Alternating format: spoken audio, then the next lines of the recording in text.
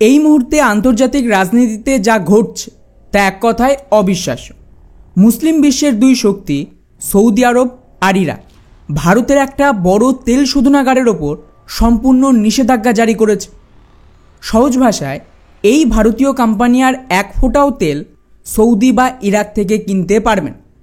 ফলে এটা কি ভারতের জন্য সরাসরি বিরাট বড় একটা ধাক্কা? আর এর পেছনের আসল মাস্টার মাইন্ডকে? সহজ জবাব হলো আমেরিকা। ভারতকে নতজানু করতে এটাই আমেরিকার নতুন চাল। এক্ষেত্রে একের পর এক প্রশ্ন উঠছে, হঠাৎ করে সৌদি আরবের মতন মিত্র দেশ কেন ভারতের সাথে এমনটা করল? এটা কি সরাসরি বেইমান? এর জবাবে ভারত কি পাল্টা পদক্ষেপ নেবে, নাকি আমেরিকার চাপের মুখে শেষ পর্যন্ত আত্মসমর্পণ করতে বাধ্য হবে? আর সবচেয়ে বড় প্রশ্ন, ভারত যদি আত্মসমর্পণ না করে তাহলে তার বিকল্প কী? সবটাই জানতে পারবেন আজকের এই ভিডিওতে। তো বন্ধুরা, সৌদি আরব আর ইরাক সম্প্রতি ভারতের নায়রা এনার্জি নামক একটা তেল কোম্পানির কাছে তেল সরবরাহ বন্ধ করে দিয়েছে। তবে এটা কিন্তু সমগ্র ভারতের জন্য তেল রপ্তানি বন্ধ না, বরং শুধুমাত্র একটা নির্দিষ্ট কোম্পানির জন্য। আর এই পরিস্থিতি তৈরি হয়েছে ইউরোপিয়ান ইউনিয়নের নিষেধাজ্ঞার কারণ। নায়রা এনার্জি, যারা গুজরাটের ভাদিনার শহরের একটা তেল শোধনাগার রয়েছে, এর মোটামুটি 49.13% শেয়ার রাশিয়ার রসনেফট কোম্পানির মালিকাধীন। গত জুলাই 2025 ইউরোপিয়ান ইউনিয়ন রাশিয়ার মালিকাধীন কোম্পানিগুলোর ওপর নিষেধাজ্ঞা আরোপ করার পর সৌদির আরামকো আর ইরাকের সোমো, এই দুই কোম্পানি ভারতীয় রিফাইনারির কাছে তেল সরবরাহ বন্ধ করে দেয়।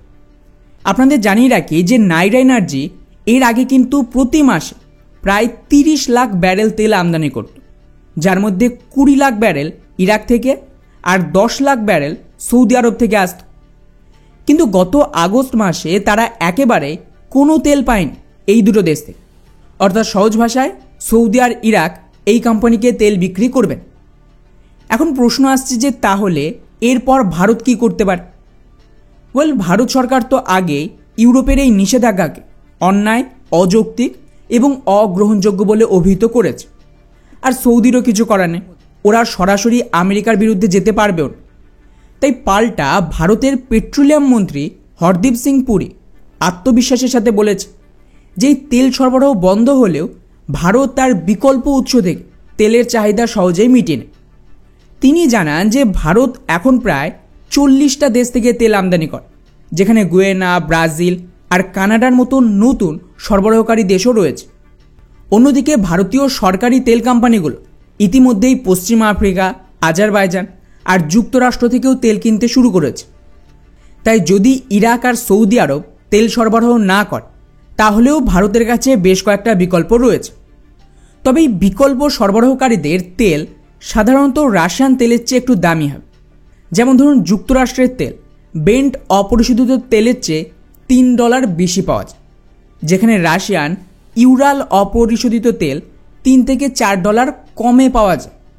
সেক্ষেত্রে ভারতের এই নায়রা এনার্জি সম্ভবত এখন নিজেদের পুরো তেলের আমদানি রাশিয়া থেকেই পূরণ করবে।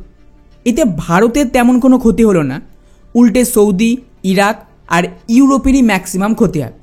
কীভাবে?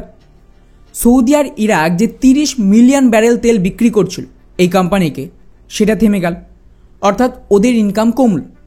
ওদিকে ভারতের এই কোম্পানি থেকে শোধিত তেলের একটা বড় অংশ ইউরোপে আমদানি করা হতো, যাতে ইউরোপ সস্তায় সেটা ব্যবহার করতে পারত। কিন্তু এখন এই তেল রপ্তানি বন্ধের পর ইউরোপে জ্বালানির দাম আরও বাড়বে। অন্যদিকে এই কোম্পানি সৌদি আর ইরাকের সমপরিমাণ তেল রাশিয়া থেকে আমদানি করবে এবং ওটা ভারতীয় মার্কেটেই সাপ্লাই হবে। এতে করে এই কোম্পানির লসের বদলে লাভ হলো যে ওরা রাশিয়ার আরও সস্তা তেল পাবে। আর বাকি ভারতীয় কোম্পানি যারা রাশিয়ার তেল কিনছেন, ওরা ভারতীয় বাজারের বদলে বিদেশে রপ্তানি করবে, আর লোকাল মার্কেটে নায়রা এনার্জি নিজেদের শোধিত তেল ছাড়ে।